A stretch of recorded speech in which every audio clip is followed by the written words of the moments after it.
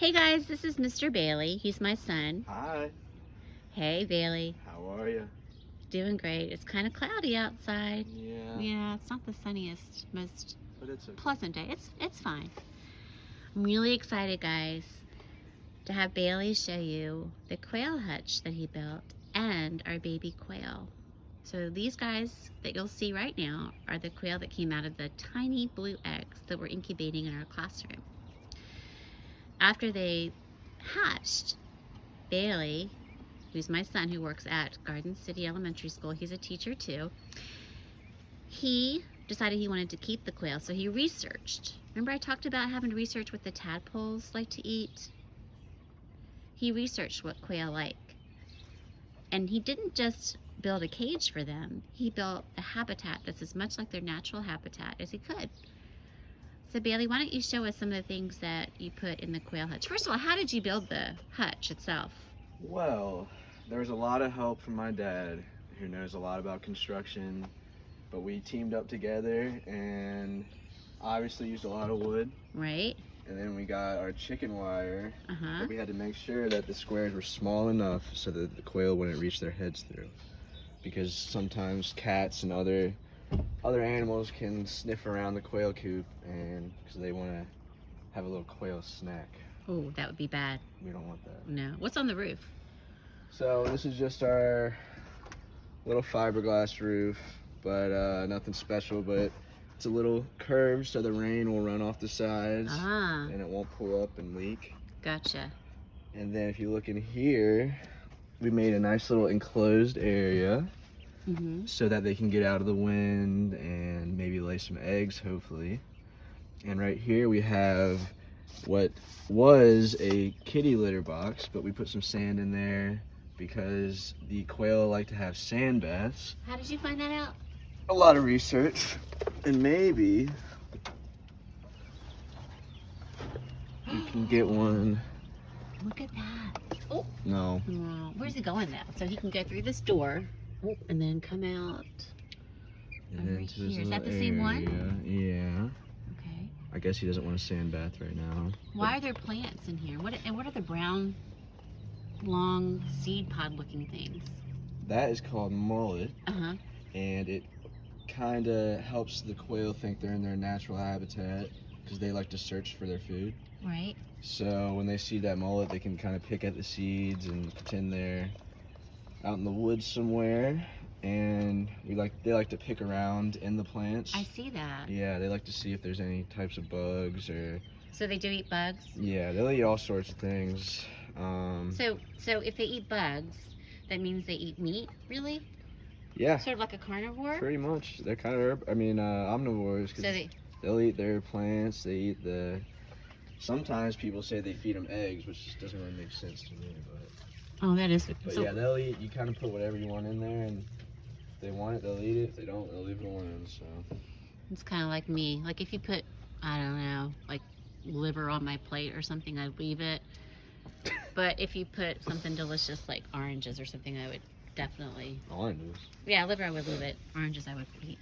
So then if you come down here, we just upgraded our little ramp here so that they could walk without slipping. Apparently they don't really like ramps, quails don't, but we've been trying to train them by putting food up and down the ramp so that they can go up and kind of explore a little bit more. Mm-hmm. So they have 2 stories in there. Hutch. That's right. It's So in the amazing. bottom story, what do you have? So we have our food right here. This is just pretty much bird seed. Uh-huh. And then we have our water right there. And then if you look over there, there's another sand bath. Oh, There it goes. Is and it it's the same? shaped like that so when they take their baths that the sand doesn't get all outside and on the floor and everything. Right. And then there's some dirt, And just like they were like yeah. sort of in the woods or something, or in a field maybe. Hey Bailey, do you mind taking out one of the quail? And can you show us the difference between a male and female? I'll try. I know it's hard, but Woo! that's what they do when I try to catch them too. They flap all around. Okay. So this, I believe, is a female. Because of its chest, you can kind of see the pattern. It's kind of like a dotted pattern. Yeah, I see that. And sometimes they'll have little white dots there that makes it more obvious that they're female. So the female will lay the eggs. They're the girls. Hopefully. Hopefully, I know, I understand.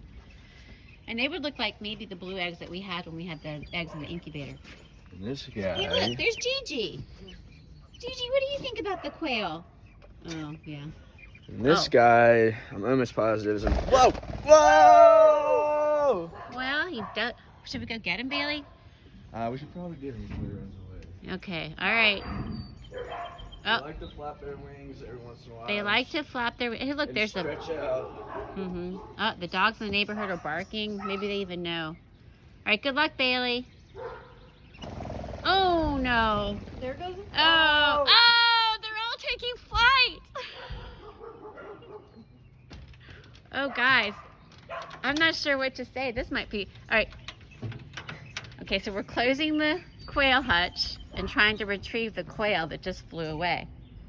Okay, Bailey's got, Woo! There's a rose bush. We're trying to be as gentle as possible. Yeah, oh, there's Bailey's friend Kelly. She's trying to help too. Okay, you got it, guys. See what happens when you're a quail farmer, chicken farmer, duck farmer. This guy's big. You have to be careful because your animals can fly, and that means they could get away. All right, good job, Bailey. How many do you have? I don't know. We have to count and see how many are left in the quail hutch. So here's the male. Maybe you should just go ahead and put him in. Well, he's a little more calm.